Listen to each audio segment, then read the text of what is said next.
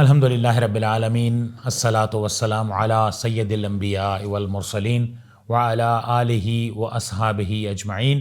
اعوذ باللہ من الشیطان الرجیم، بسم اللہ الرحمن الرحیم۔ انا انزلناہ فی لیلۃ القدر وما ادراک ما لیلۃ القدر، لیلۃ القدر خیر من الف شہر، صدق اللہ مولانا العظیم۔ ناظرین کرام، السلام علیکم ورحمۃ اللہ وبرکاتہ۔ ناظرین، جیسا کہ آپ کے علم میں ہے کہ ہم اس وقت آخری عشرے میں ہیں، اور آخری عشرے میں اللہ تبارک و تعالیٰ نے ہمیں ایک بہت بڑی نعمت سے نوازا، اور وہ ہے لیلۃ القدر۔ یہ ایک ایسی رات ہے جو 1000 مہینوں سے بہتر ہے۔ تو آج کے ہمارے پروگرام کا موضوع لیلۃ القدر ہے۔ اس اہم موضوع پر گفتگو کرنے کے لیے ہمارے اسٹوڈیوز میں جو اسکالرز موجود ہیں، میرے استاذ محترم جناب پروفیسر ڈاکٹر محمد اکرم رانا صاحب، آپ ڈین ہیں faculty of Islamic studies and شریعہ، منہاج یونیورسٹی لاہور۔ ڈاکٹر صاحب، آپ کو ہم اسٹوڈیوز میں خوش آمدید کہتے ہیں۔ آپ کے ساتھ موجود ہیں محترم جناب ڈاکٹر محمد اکرم حریری صاحب، ممتاز ماہر تعلیم، اور آپ اسکالر بھی ہیں ماشاءاللہ۔ آپ ٹی وی پہ اور ریڈیو پہ اکثر پروگرام کیا کرتے ہیں۔ استاذ محترم بھی ماشاءاللہ بڑے ایکٹیو رہتے ہیں اس حوالے سے۔ تو آپ دونوں احباب کا بہت شکریہ کہ آپ اسٹوڈیوز میں تشریف لائے۔ گفتگو کا آغاز استاذ محترم جناب پروفیسر ڈاکٹر محمد اکرم رانا صاحب سے کرتے ہیں۔ ڈاکٹر صاحب، ہمارے ناظرین کو لیلۃ القدر کے بارے میں بتائیں کہ اس کی کیا فضیلت ہے۔ اعوذ باللہ من الشیطان الرجیم، بسم اللہ الرحمن الرحیم۔ انا انزلناہ فی لیلۃ القدر الی آخر الآیہ۔ گلن صاحب، یہ آپ نے بڑا اچھا موضوع آج کا لیا ہے، اور بڑا اہم موضوع ہے رمضان کے حوالے سے اور شب قدر۔ اس میں ایک ایسی رات ہے، جیسا کہ آپ فرما رہے ہیں، قرآن پاک کا بھی یہی میسج ہے کہ یہ 1000 مہینوں سے بہتر ہے۔ سبحان اللہ۔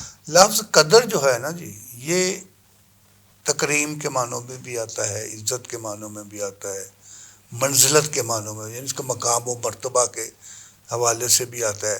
اور بعض ہمارے علماء اور فقہا اس کو متکلمین خصوصی طور پر تقدیر سے بھی جوڑتے ہیں، جس کی طرف عام طور پر توجہ کم گئی ہے، اور زیادہ تر ہم بس اس کو لیلۃ القدر کے حوالے سے دیکھتے ہیں کہ یہ رات جو ہے 1000 مہینوں سے بہتر ہے۔ سبحان اللہ۔ یعنی آپ اندازہ لیں، ایک رات اور مقابلے میں 1000 رات، جس کو تقریباً 83 سال اور کچھ ایام ہیں، تو اس سے جوڑا جاتا ہے، پوری زندگی ہے۔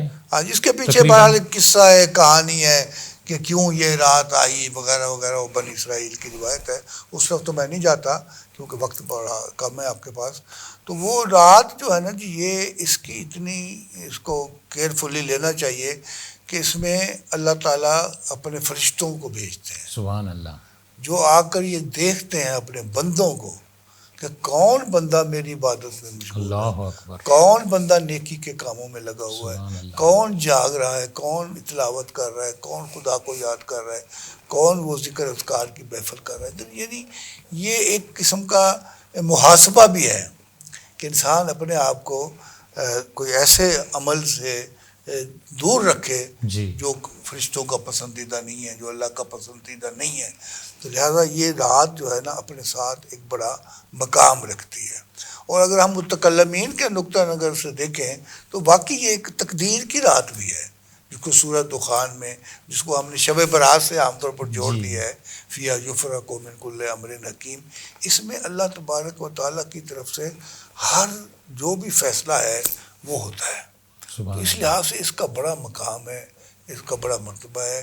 اور یہ رمضان کی آخری جو راتیں ہیں، جن کو ہم طاق راتیں کہتے ہیں، عام طور پر اس پہ تلاش کرنے کا حکم ہے، 21، 23، 25، 27، 29۔ لیکن بہرحال جیسے جمہور علماء عام طور پر متفق ہیں یہ 27ویں رات ہے، لیکن یہ ڈٹرمنٹ نہیں ہے۔ نبی پاک صلی اللہ علیہ وسلم سے یہ کہتے ہیں نا جی، میں رمضان کی اس رات کی تلاش میں گھر سے نکلا تو میں نے باہر دیکھا کچھ لوگ آپس میں گتھم گتھا تھے، لڑ رہے تھے، تو یہ علم اٹھا لیا گیا۔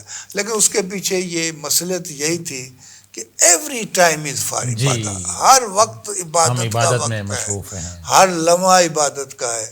شب قدر کی ایک ایک رات یعنی ایک ایک لمحہ عبادت کا ہے۔ یعنی رمضان کی جو جتنی 10 راتیں ہیں نا جی، یہ ساری عبادت کی سبحان رات ہے. اللہ سبحان اللہ. لیکن ایک وقت مخصوص اس لیے کر دیا جاتا ہے کہ تو لوگ تھوڑا سا پرٹیکولر ہو جائیں, جی وہ ایک توجہ سے بیٹھ جائیں. اگر آپ عام رکھ دیں نا جی جب مرضی کر لو, وہ اتنا لوگ سیریس نہیں لیتے اس بات کو. لیکن جب آپ فکس کر دیتے ہیں یار یہ رات ہے, اس میں اللہ کی رحمتیں نازل ہونی ہیں, اس میں ملائکہ نازل ہونے ہیں, اس میں اللہ کی برکات نازل ہونی ہے, پھر وہ لوگ تھوڑا سا اس کو سیریس لیتے ہیں, تو توجہ اللہ ہوتی ہے. جی بالکل ماشاء اللہ, بہت عمدہ انداز میں آپ لیلۃ القدر کی فضیلت بیان فرما رہے تھے. بات کو آگے بڑھاتے ہیں. ہمارے اسٹوڈیوز میں موجود ہیں محترم جناب ڈاکٹر محمد اکرم حریری صاحب.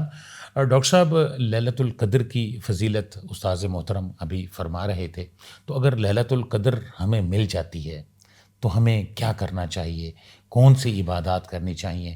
خاص طور پہ اعتکاف کے حوالے سے بھی فرما دیں کہ اس کے دنوں میں اعتکاف بھی اگر ہم کرتے ہیں تو اس میں بھی ہم لیلۃ القدر کو ڈھونڈیں گے, ہم کیسے ڈھونڈیں گے, اس کی کیا نشانیاں ہیں؟ سیدہ عائشہ صدیقہ رضی اللہ تعالی عنہا نے یہی سوال اللہ کے نبی صلی اللہ علیہ وسلم سے کیا کہ اگر لیلۃ القدر ہمیں مل جاتی ہے تو اللہ کے رسول ہم کیا کہیں, کیا مانگیں اللہ سے؟ تو اللہ کے نبی صلی اللہ علیہ وسلم نے ام المومنین کو جو دعا سکھلائی نا, تو وہ دعا میں یہیں بھی ناظرین کے سامنے بھی رکھنا چاہتا ہوں کہ اللہم انک عفو تحب العفو فاعف عنا. سبحان اللہ. کہ اے اللہ تو معافی کو پسند کرتا ہے, اللہ اکبر, تو معاف کرنے والا ہے, معافی کو پسند کرتا ہے, تو جو تیری پسندیدہ چیز ہے یا اللہ مجھے عطا فرما دے, مجھے معاف کر دے. اللہ اکبر. یعنی کہ وہ رات, یہ دیکھیں اللہ تعالیٰ نے فرمایا نا کہ قدر کی رات ہے. دوسری جگہ اللہ تعالیٰ نے فرمایا کہ انا انزلناہ فی لیلۃ مبارکۃ. یہ رات وہ ہے جسے اللہ نے برکت والا بنا دی ہے. سبحان اللہ. تو جو اہمیت والی چیز ہے تو بندہ پھر سوچ سمجھ کے جو ہے وہ دیکھتا ہے کہ مجھے اس پرٹیکولر ٹائم میں جو ہے کون سی ایسی قیمتی چیز ہے جو میں اللہ سے مانگ سکوں. تو قرآن و سنت کا جو مطالعہ ہمیں بتلاتا ہے وہ سب سے قیمتی جو چیز ہے وہ اللہ سے استغفار ہے, اور دوسرا جنت کا حصول ہے. جی. قرآن حکیم میں اللہ رب العزت نے 2 جگہ یہ بات ارشاد فرمائی ہے کہ لوگوں ایک دوسرے سے مسابقہ کرو, یعنی ایک دوسرے سے دوڑ لگاؤ, آگے بڑھنے کی کوشش کرو. وسابقوا الی مغفرۃ وجنۃ اور اسی طرح جو ہے وہ آیت جاتی ہے کہ جنت کے حصول کے معاملے میں اور استغفار, کہ میں سب سے زیادہ اپنے مومن بھائی سے اللہ سے معافی مانگنے والا بن جاؤں. تو گویا کہ یہ سب سے قیمتی چیز ہے ہماری عبادات میں, جو اثاثہ ہے نا دعا والا معاملہ, کہ اپنے گناہ کی معافی بندہ مانگ لے.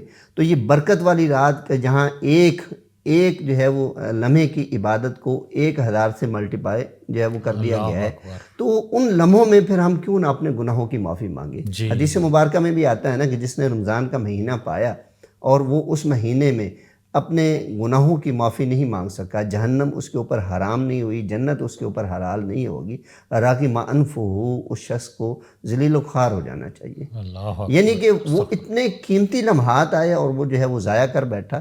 تو قدر کی رات یہ جو ہے وہ بڑی قیمتی ہے, اور اس میں شوق اور اشتیاق دلوایا گیا. امام ابن حجر رحمہ اللہ فرماتے ہیں جس طرح جمعے کے دن جو ہے وہ ایک وقت ایسا ہوتا ہے جس میں اللہ سے دعا مانگی جائے تو وہ رد نہیں ہوتی, قبول ہو جاتی ہے. فرمایا کہ اسی طرح رمضان کا جو آخری عشر ہے اس میں لیلۃ القدر ہے. نہ تعین اس یہاں پہ جمعے والے دن اس دعا کے لمحے کا بتایا گیا ہے کہ کون سا لمحہ ہے, اور نہ ہی جو ہے وہ آخری عشرے میں اس رات کا تعین کیا گیا ہے کہ وہ کون سی رات ہے. مقصد کیا ہے کہ بندہ آخری عشرے کی طاق راتوں میں مسلسل طور پر جو ہے وہ اپنے آپ کو کمر بستہ رکھے.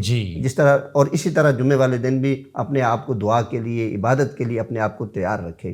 اللہ کے نبی صلی اللہ علیہ وسلم کی جو عادت ہے, آپ کا جو معمول ہے, بتلاتے ہیں آپ علیہ السلام کے گھر والے بھی, صحابہ بھی, کہ جب آخری عشرہ یہ داخل ہوتا تو آپ علیہ السلام جو ہے وہ کمر بستہ ہو جاتے ہیں, اپنے آپ کو تیار کر لیتے ہیں. جس طرح بندے نے سفر پر جانا ہو نا یا کوئی کام کرنا ہو تو اس کی جو ہے وہ پری میچور جو تیاری ہوتی ہے نا, آپ علیہ السلام وہ کر لیتے تھے کہ بھی سونا ہے تو دن کو سو جائے تاکہ رات کو نیند نہ آئے, رات کو پوری رات جو ہے وہ اللہ کی عبادت کرے. ہم یعنی پلاننگ کرنا, جس طرح ہم کہتے ہیں ہر چیز کی ایک اسٹریٹجی بناتے ہیں, پلاننگ کرتے ہیں. تو ان طاق راتوں میں ہمیں پلاننگ کرنی چاہیے کہ ہم نے کھانا کس وقت ہے, ہم نے فلاں کام جو ہے وہ کس وقت کرنا ہے, باقی عبادت میں ہم نے یہ وقت کس طرح جو ہے وہ گزارنا ہے.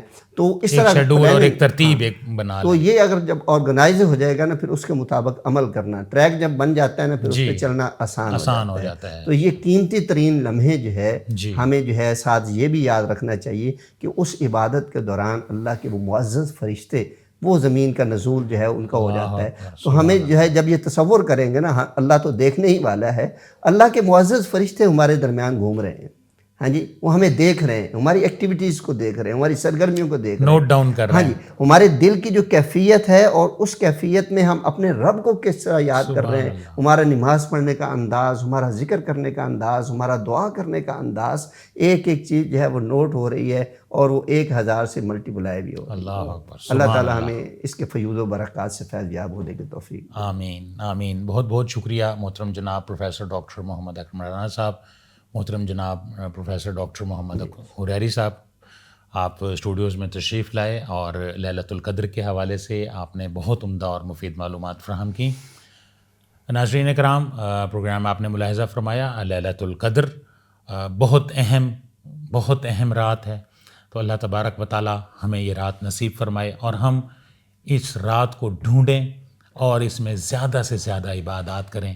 تو اللہ تبارک و تعالی ہمیں عمل کرنے کی توفیق عطا فرمائے. انہی الفاظ کے ساتھ اپنے میزبان سید افتخار علی گیلانی کو بھی اجازت دیجیے. اللہ حافظ.